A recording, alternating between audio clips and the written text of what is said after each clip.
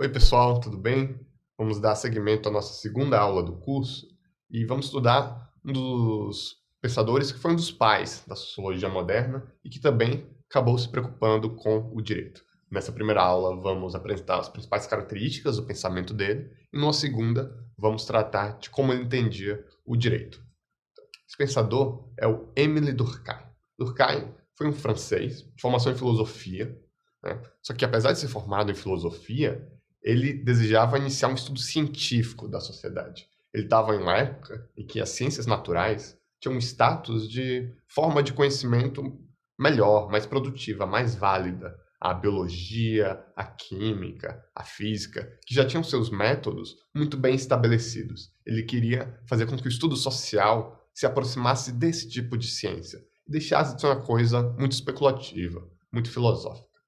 Ele também está inserido na sociedade europeia em rápida transformação de vários tipos. No meio da segunda revolução industrial, transformação religiosa, cultural, científica. Isso também influencia a forma que ele enxerga a modernidade e a sociedade. Okay? Então, o primeiro ponto que eu queria falar do Durkheim é que ele se esforça muito para estabelecer uma metodologia para a sociologia. Isso está em um livro específico, esse aqui, As Regras do Método Sociológico. Nesse livro, Durkheim vai se inspirar nas ciências naturais, que, como eu disse, já tinham um método muito mais bem definido, e ele vai desenhar um projeto do que ele acha que a sociologia deve ser. Ele vai dizer que a sociologia tem que ser a ciência que vai se preocupar em entender leis sociais, né? Assim como os cientistas naturais entendem leis naturais e observam fenômenos naturais, a interação entre partículas químicas, a lei da gravidade, o funcionamento dos corpos na biologia, Durkheim vai pensar que a gente tem que entender as leis sociais, as leis que explicam a sociedade, que explicam como a sociedade é, por que ela é assim, quais causas transformaram a sociedade dessa forma. E, a partir dessa base, ele vai dizer que a investigação sociológica precisa ser empírica, ou seja, não baseada na especulação, mas na observação de fatos. Tem que ser neutra e objetiva. O cientista social, assim como o cientista natural, tem que se colocar como observador externo do objeto, né? Ele não pode se entender, não pode se deixar levar por paixões, por preconceitos, por coisas que ele assume que são verdade. Ele tem que adotar uma abordagem neutra, de cientista, de quem está de fora olhando alguma coisa. Tem que ser causal, ou seja, tentar explicar as causas e seus efeitos que levaram a sociedade a ser assim. Um exemplo, né? A Durkheim passou muito tempo investigando o suicídio. Ele investigou o suicídio, né? É um efeito, né?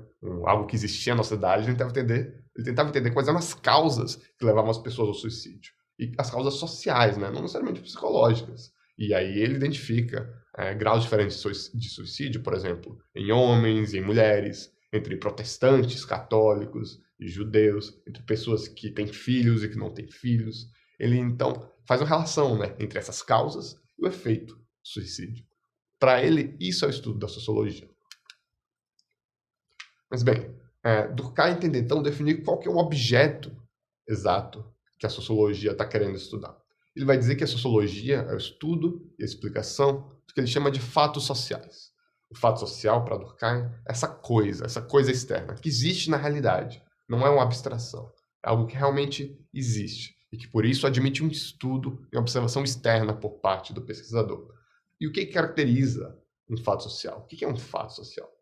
Ele vai dizer que o fato social ele se caracteriza pela externalidade, né? Ele é algo que existe além do indivíduo, que existe antes do indivíduo e muitas vezes depois dele. Né? Quando eu nasço, eu já surjo no meio de uma sociedade que tem seus pensamentos, suas culturas, suas crenças. Isso me afeta, é algo que vem de fora e me afeta.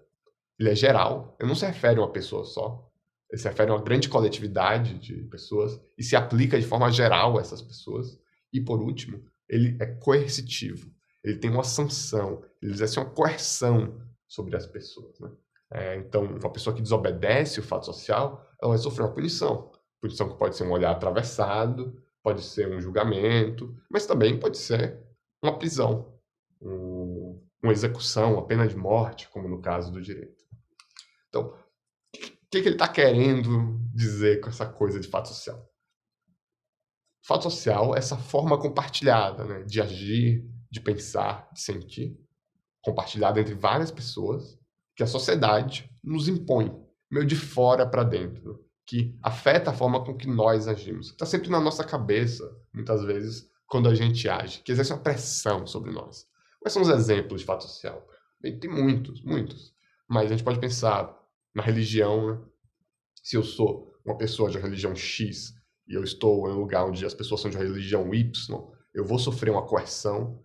Se eu nasço em uma família católica, eu vou sofrer uma coerção, uma pressão para que eu seja também católico, por exemplo. A moda, se eu chego para despachar com o juiz de bermuda, chinelo, regata, eu vou sofrer uma sanção por causa disso, eu vou ser julgado, eu posso não receber o mesmo tratamento que outras pessoas que vão de terno, gravata.